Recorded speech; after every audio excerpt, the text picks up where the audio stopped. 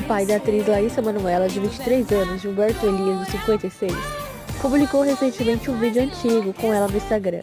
A postagem gerou comentários dos fãs, já que Larissa está afastada dos pais há cerca de 1 ano.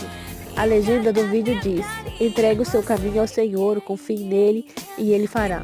Ao clicar no link, os seguidores são redirecionados para um vídeo infantil gravado por Larissa Manoela em comemoração ao Dia dos Pais. A reação dos seguidores foi imediatamente diversas. Opiniões foram expressas nos comentários.